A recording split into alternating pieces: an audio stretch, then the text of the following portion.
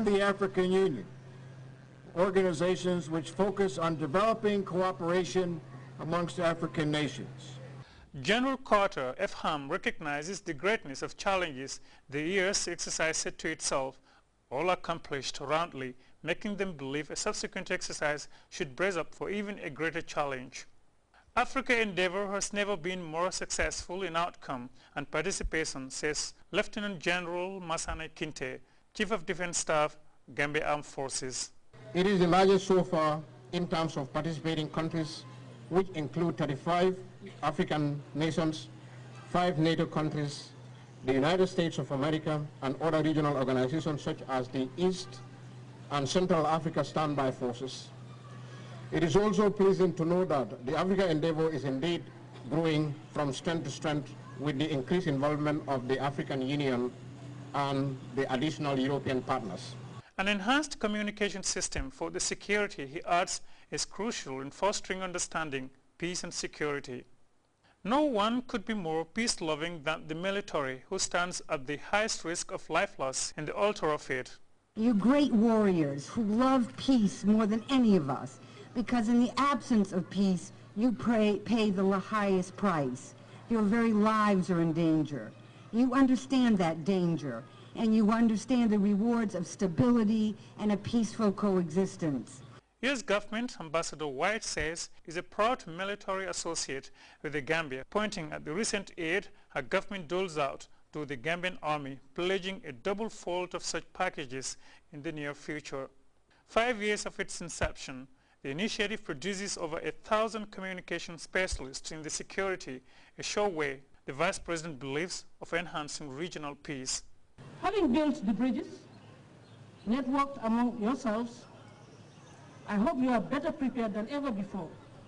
And I hope that having successfully gone through this very important and critical and indeed timely exercise, participants would have taken advantage of the opportunity that this particular preparation has afforded you, for you to communicate among yourselves, like the ambassador said, interact with each other, and pass on that information and skills and knowledge to others back home.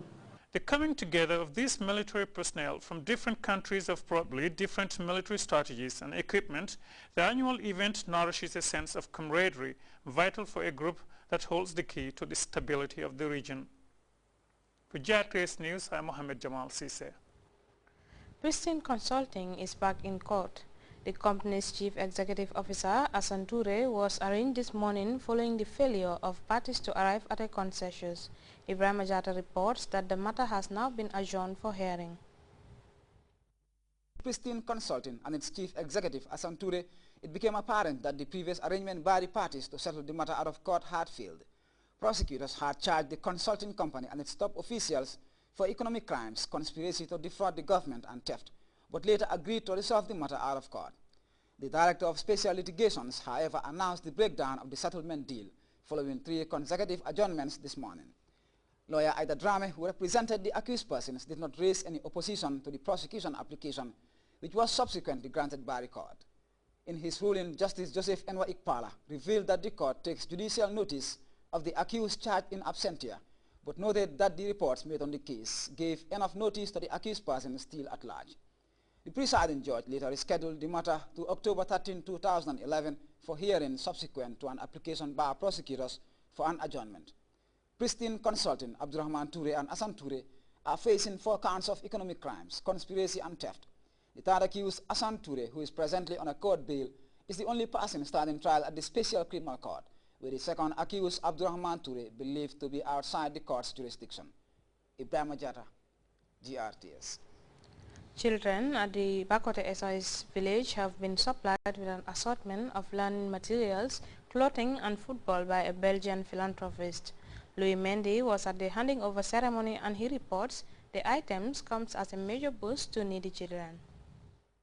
The donation of these items by British John Kerry, a Belgian national who is in the Gambia for the second time, speaks volumes about what she calls her unconditional love for children, especially needy ones. It's not that much, but we try to work on it so it will be much more the next time we come. And we'll try and come again in November in November we try to come back with a lot more stuff. So we'll have more and better communication so we can bring you more what you really need. Omar BI, the Assistant Director of SOS Village, was full of praises for the donor. BI acknowledged that the move will be of immense benefit to the recipients. It's going to benefit the children because every child needs clothing, okay, because it's one of the main priorities.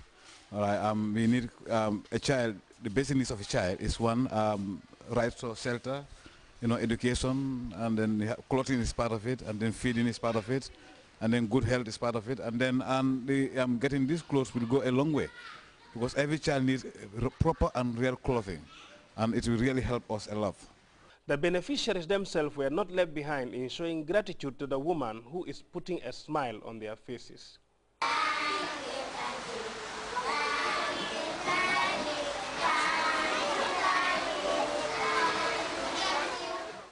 Louis Mendy, GRTS. You can also follow these stories and other GRTS programs live on our website at www.grts.gm. There you can also monitor GRTS Radio Live. From there we take our first break. We'll be right back.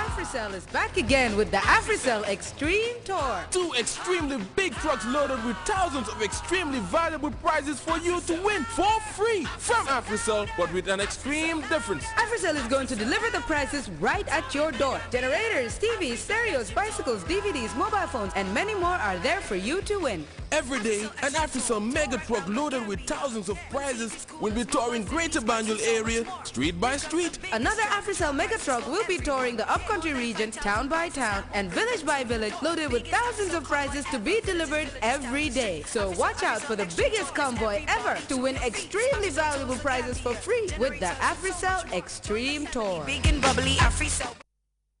Welcome back.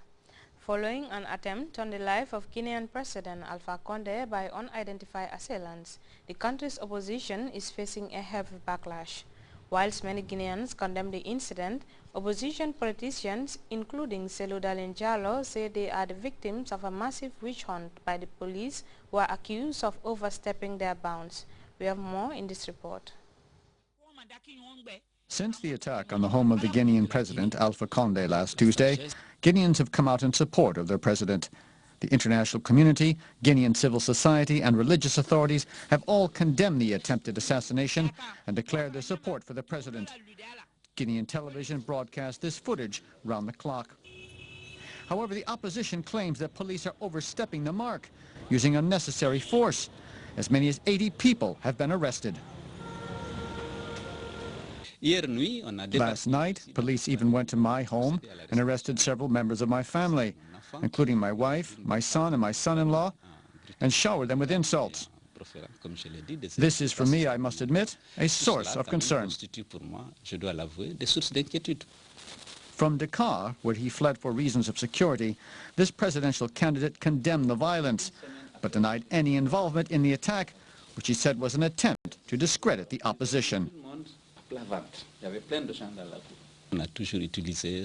They have always used this type of event to eliminate adversaries, and Guineans know it.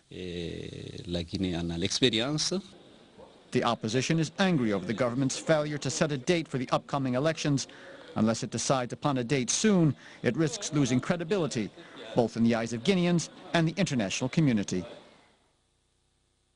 Libyan rebels have visited France in an apparent to solicit more support from the Sarkozy government. The delegation from the eastern city of Misrata told French authorities that it is only a matter of days before the Libyan capital, Tripoli, will fall in their hands.